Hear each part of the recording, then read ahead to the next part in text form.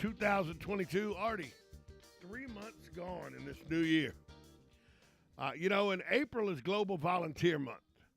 The challenges facing the world today, we know, are very complex. All you got to do is turn on the news and watch. It's complex out there. And the solutions, who knows how far out of reach some of them are. During these times of uncertainty, many people are looking for ways to find purpose and to get involved.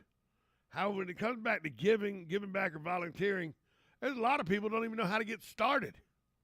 Well, lucky for you, the president and CEO of Points of Light, Natalie Paquin, she's here to share easy steps to make a positive impact in your community and around the world. Natalie, good morning to you. Good morning, Tom. How are you? Wonderful. A nice sunny day here in Florida.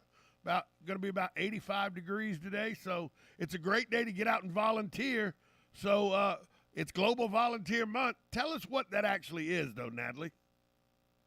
Sure. Global Volunteer Month is the entire month of April, where we are asking companies, nonprofits, individuals, communities to celebrate volunteerism and celebrate the volunteers who are doing good work in your community. As you know, Tom, volunteers, we're just everyday people. We are helping our neighbors in ordinary ways, really the strength of a society. And we're asking people to take this month to lift them up and to share stories, perhaps to encourage others to volunteer. With the impact of COVID and everything over the last 2.5 years, has volunteerism, the look of volunteerism changed? And if so, what's it look like in 2022? What I would say, Tom, is that the human spirit will not be denied. People see a need and they want to step up. It makes them feel good, and they really, find an issue that they care about and they lean in on it.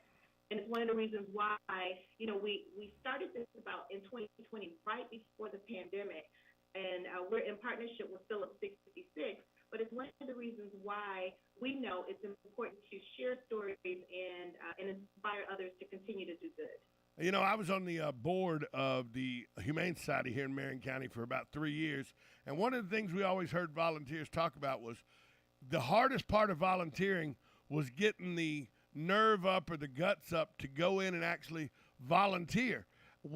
Some people are intimidated by volunteering.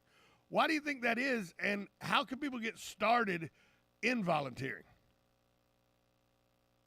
You raised a really good point. And one of the things that we know is that the number one reason why people volunteer is because they're asked. They're invited to join a family member, a friend. And so what we would say is, first, find an issue that you care about and invite a friend to join you. Share the impact of the work, and if you give that person a good experience, they're likely to come back for a lifetime. But Points of Light, we're also here to help. We have resources available through our global network in Florida. In that area, we have Hands-On Atlanta. Hands-On Orlando. Hands-On Orlando, and our network is really to help people find opportunities based on their interests. And so you can go on Hands-On Orlando's website or on Points of Light website to put in your zip code, find opportunities, or find ideas that would inspire you. If you've ever volunteered, volunteerism can be very inspiring. So how can we take that inspiration and give it to our friends, families, colleagues so that they can take action? Sure, Tom. We think that it's really important to share stories. Talk personally. Our brain is wired for stories. And so when you share your story about your personal impact, how it made you feel, what the benefit was to the person or group or community that you were supporting, that's likely to inspire others to get involved. And then also on Points of Light website, we have this award. It's called the Daily Point of Light Award, where we recognize ordinary people who are doing work in community, and we've been doing this for 30 years. Please share their stories with us so that perhaps there's someone in your community that we can recognize. How important is the fact that now in a lot of school districts, volunteerism is part of the curriculum to required for you to graduate and move on to higher education? How important is that to instill the desire and need of volunteerism so that the children can then go on as adults and continue as volunteers? It's extremely important. We know that every action matters, that no act is too small. We know that volunteerism helps the person who's actually volunteering as well as the community that they're serving. What we also know is volunteerism, and we all call it civic engagement, comes in a number of forms. And so people are using their voice sometimes when they don't have time. They're using their purchase power. They're going out and voting. Sometimes people become social entrepreneurs. When you infuse the idea and ideals of volunteerism in the curriculum, all of this behavior and interest and commitment to civic engagement, it all emerges for a lifetime of good. And so we're really excited about that. And I think in Florida, that is very important, and we're really excited to follow the progress of that. Yeah, every school system here has a volunteer requirement, and volunteerism doesn't take a lot of effort sometimes, but then it does take some effort at other times. But it's the gratification you get from it is second to none. Tell people where Natalie. We're talking with Natalie Paquin. She's the president and CEO of Points of Light. Natalie, tell people where we can go find out more information, how to get involved with volunteerism that not only helps our community but helps the world. Sure.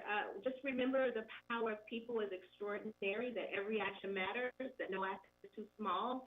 And if you're interested in volunteering and being inspired, please visit us at pointsoflight.org. Pointsoflight.org. Natalie Paquin, she is the president and CEO of Points of Light. Natalie, thanks so much for stopping by this morning and sharing your insights on volunteerism. Thank you, Tom. It's really important, Susan, to, get out and do some volunteer work and everything now and then. And we partner with a group, the Punishers Brick City Group, and we partnered with the Fort King. Punisher. And Fort King now, but we partnered with the Brick City Group, the Fort King Group.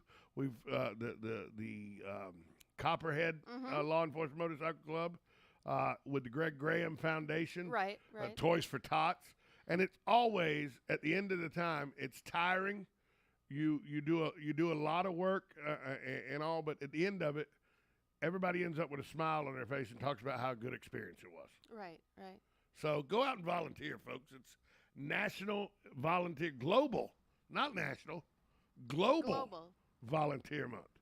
That means everywhere on the globe, including Palau, which is a flag of blue with a yellow sun on it. Yeah, you need to trust Ryan more. Yeah, we do need to trust Ryan more. He volunteered that information, and we didn't trust him. I think it's twice now. Two times. You guys we still won, though. Poo-pooed on him. Still won, though. Hey, folks, go out and volunteer. The Humane Society needs volunteers, and how could you not love volunteering at the Humane Society? I don't think I could do it. I think it would break my heart. Oh, but you get the puppies love it, but then when they get adopted and stuff, you probably Well, I'd want to take them all home. Well, we have a Humane Society at our home. Well, we do. We have one already. Okay, that's enough. That's enough. We'll take a break. We'll be back.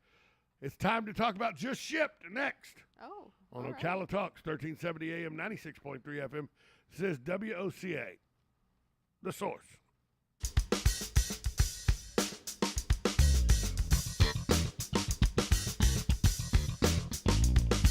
Broadcasting from the Ocala International Airport, this is WOCA AM, W242CA FM, Ocala, 1370 AM, 96.3 FM, The Source. When to harvest the USA Radio News with Lance Pry. Most Russian forces have withdrawn from Chernobyl, the site of the world's worst nuclear disaster in April of 1986. Russia's invading force handed control over to Ukraine personnel.